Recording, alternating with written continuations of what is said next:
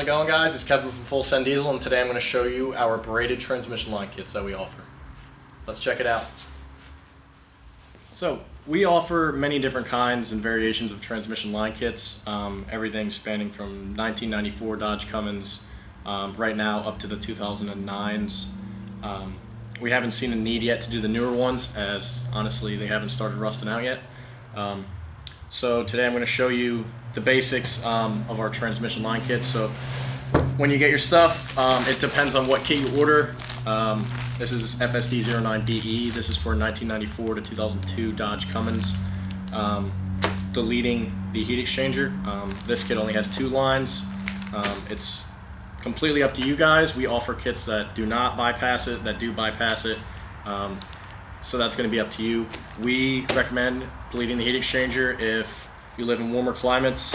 If you live where it's cold, very, very cold in the wintertime, and you delete it, you'll have issues getting your transmission up to temperature on cold days and maintaining transmission temperature. Other than that, honestly, it doesn't do any cooling. We see a decrease in transmission temperature when deleted. Just average driving. It's very small, but you will see it. The myth that it'll overheat if you delete it is completely false. I personally delete mine. I live where it gets down to 15 degrees sometimes. It's not brutally cold, but if you live somewhere in like Alaska or Canada where it's 20 below, 10 below all the time, specific places, then I would recommend keeping it. But it can fail. When it does, it can destroy your transmission because it will mix your coolant and transmission fluid together, creating a strawberry milkshake, if you want to call it, I guess. But it ain't good, and that ain't happening to me. So this kit right here bypasses it. It's up to you. So this is our black braided kit right here for 47 RE, 47 RH, 48 RE, but specifically for 94 to 02. So that being said, all of our lines come with a lifetime warranty. If it ever blows out, has any sort of problem, we'll give you a new one, no problem. Now, if you root them and say they rub on the drive shaft because you guys didn't secure them properly, that would not be warranted, but we usually help our customers out with that kind of stuff. But if the hose end ever comes off or anything that would be a fault of ours, or the fittings, 110% warranted. All of our lines are also pressure checked to 300 psi, capped and cleaned before that, so you get the assurance that you're getting something really good. Now, I will show you guys how exactly these go on our trusty 47RE right here. So first, I'm going to grab our 2 fittings here, MPT fittings, and I'm going to thread them into our transmission case here and here. Now, when you do this, please, please, please, don't forget to take the factory ones out. We have a lot of people, unfortunately, message us telling us that we have the wrong size fittings. We do not. You guys need to take these out. It's a large difference. It goes right here. So please take those out. Install your new fitting, snug, not too tight. You do not want to crack the transmission case right here. A lot of people do that. Don't do it. If you do, I believe Sonax makes a repair kit for it that you can tap it in a little bit deeper, but you don't want to do that. No one wants to do that. So be gentle with it. So we'll get these installed here, show you how that goes, and then we'll go from there. Alright, so we got our fittings in here and here, threaded in as far as we can get them by hand. Now I'm going to use my AN wrench. We use this adjustable one. They're available on our website, I believe for $49.99. These are not necessary, but if you don't want to mar up the fittings, use these. So we'll get these things tightened down. Just snug. That's all you should need. If you get it back together and you have a slight leak, as long as the housing is not cracked, go a little bit tighter. It's better to go looser than tighter, because if you go too tight, you're going to crack your case and it's going to be a mess. So I recommend just getting them a little bit snug, giving it a try. If anything, they'll leak a tiny bit, and then just tighten them a tiny bit more. The MPT threads are tapered, so the farther in they go, taper expands out, steals everything. So just be very cognizant of that. And then yeah, so now I'll show you guys how the lines go. Alrighty, so for the transmission lines here, for the 47 RH, 47 RE, and 48 REs, our hoses will have 45s on one side, 45 on one side, straight on the other of one line, 90 on one side, straight on the other. So I designed this so that the 90 goes right here on the farther back port on the transmission. So get that threaded on here. Now, honestly, if you do flip the 45, put it on the back and the 90 on the front, it will still work. If you have B&M full manual valve body, B&M ratchet shifter linkage right here, it does still clear with the 45-degree fitting in the front. I've run several of them. You just got to turn it up a little bit. So you got your back line on there. You can pull the cap out of the front line and then spin that around. If I can see here, thread these on.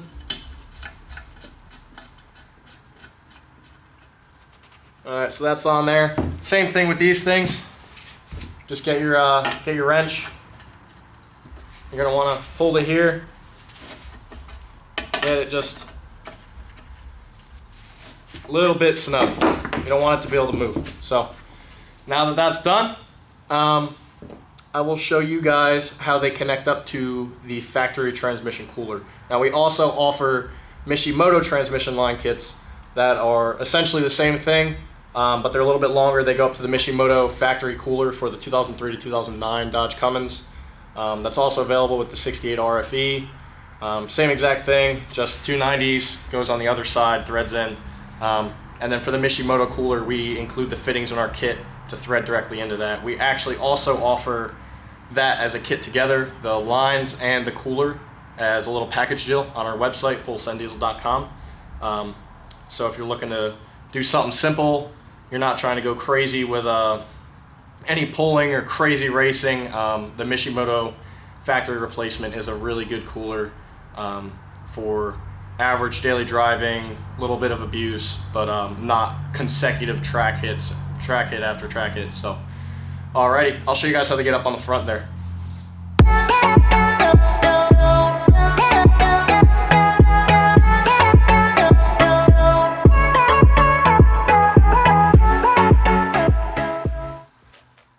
Alright guys, now I'm going to show you guys how our transmission lines are going to connect to the factory cooler.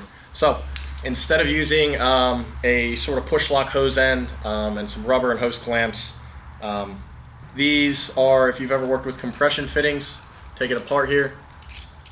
Has AN on one side so that it threads right into here. And then on the other side, it has this brass ferrule and the backing nut. So basically, what you would do is on your factory cooler, where your quick connects are, you're gonna, about a ½ inch in, you'll have a little flare where the quick connect would grab to. You're gonna cut right behind that. And then deburr it, make sure there's nothing in the cooler lines. You should definitely flush your cooler after. If you're gonna flush it, we recommend cut it, deburr it, then flush it. Just so that nothing's in the cooler. You don't want anything, any sort of contaminants or pieces of metal going through your transmission. That is not good. But just be careful cutting it, make sure you get everything out of the cooler lines. The reason for cutting that is so that this backing nut can slide all the way back into the next one. There's going to be two. You're going to cut about a ½ inch off the cooler line tips, the inlet and outlet. Cut there, and then that'll allow this to slide on. So once that's on, you'll get your ferrule, you'll slide that on. We'll just metaphorically put that in there. And then you'll slide this on right here. And as you tighten this down, keep constant pressure pushing back so that the tube is through here. The tube is going to go in and be up here. So when you tighten this down, it's going to get snug. Keep tightening it. Hold a wrench on here and a wrench on here. Tighten it down till pretty decent snug. Not too loose, but don't over tighten it. And what happens is when you do that, inside of here is tapered. Your brass ferrule is also tapered. So when you tighten it down, it's going to crush the back of this ferrule, and then this is also tapered, and so is the front of the ferrule right here, and it's going to crush this little brass ferrule onto your transmission line and lock it in there, so it will not come out. Now, once that's done, these will be on there, your cooler lines, or your transmission cooler. Well, yeah, they are transmission cooler lines, I guess, technically. So after these are on, the end of your transmission cooler lines, then you're going to get your lines from the transmission, and pretty straightforward from here. You're going to thread them on all the way like that. You're going to put a wrench on here to make sure this side doesn't spin, the side that's on your cooler ends, right? And then you'll get your Allen wrench and you'll tighten this down snug just like the other ones. After that, we recommend using zip ties. It's pretty much common sense. Zip tie up all the lines so they're out of the way, not rubbing on anything, not bent at any extreme angles. You know, pretty obvious stuff. We also sell billet and hose separators on our website. So basically, it's a little billet piece like this. It's got 2 holes. We sell them for 8 AN, so they'll basically lock these together. So it'll keep them in a nice uniformity, however way you route it. Some of these kits we do make a little bit long on purpose so that you can route them up out of the way. The purpose of these kits is to replace your leaking transmission lines, but also give you a lot cleaner of a look than the hard factory lines. So we could make a direct route, make them cheaper, shorter, and just have them go straight to the cooler through everything. But a lot of the times you'll see with these lines, you'll have the extra slack to run them out of the way neatly. So that is basically our transmission line kits. They vary from year to year and what option you select. If you had a heat exchanger, for example, for a 2003 to 2007 5.9 Cummins, this front line right here, well, that was the front line. This front line right here would come up right here with a 90, would connect to your heat exchanger, and then this would have another 90 on it, and it would go right to your cooler. So it would go to your heat exchanger. Same thing with the second gens, how it's on the passenger side of the block. You'd have a hose that comes around, goes up, connects, comes back down, around the front, connects to your cooler. You can select that option while you're in our product base on our website. You can also select what kind of hose you would like. We have stainless steel and this black nylon braided. Stainless steel is a little bit more durable because it has the obviously stainless steel outer shell, as this is a nylon outer shell. These, they have their pros and cons. These are not going to rust, obviously, because they're not steel. Stainless steel will eventually, in a long time, rust. I have some of that right here I can show you guys. So, this is pulled from FSD09SE. Same exact kit for a second gen, except it's stainless, and the SE, the E stands for heat exchanger, so it's going to go to the heat exchanger, so there would be 3 lines in that kit. But I just want to give you guys an idea of what the stainless looks like compared to the black nylon braided. Each has its up, each has its down. That's going to be up to the customer at that point which they want to go with. I personally have run the stainless. I like it. I've also run the black. I honestly just think black looks better in the engine bay, in my opinion.